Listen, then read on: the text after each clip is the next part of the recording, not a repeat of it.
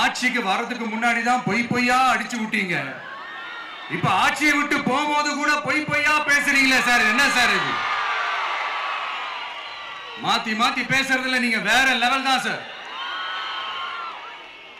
ஆட்சிக்கு வந்த அடுத்த வருஷமே 2022ல 70% வாக்குறுதிகளை நிறைவேற்றிட்டோம்னு சொன்னாங்க.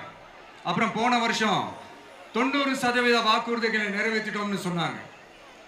அப்புறம் இந்த வருஷம் 505 வாக்குறுதிகளை 404 வாக்குறுதிகளை நிறைவேற்றிட்டோம். கிட்டத்தட்ட ஒரு 80% வாக்குறுதிகளை நிறைவேற்றிட்டோம்னு சொன்னாங்க.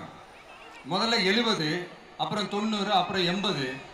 இன்னும் தேர்தல் நெருங்க அது 60, 50, 40, 30, 20ல போய் நிற்கும்னு நினைக்கிறேன். அதையும் அவரே அறிவிப்பாரோ என்னமோ எனக்கு தெரியல.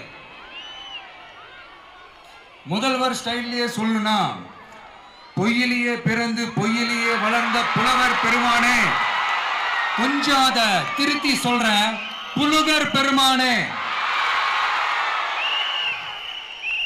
அது இன்னும் பொருத்தமா இருக்கு. அவருடைய அண்ட புழுகு, ஆகாச புழுகு என்ன தெரியுமா? பெண்களுக்கு பாதுகாப்பு தமிழ்நாட்டில் எங்க போனாலும் கொட்டி கிடக்குதான்.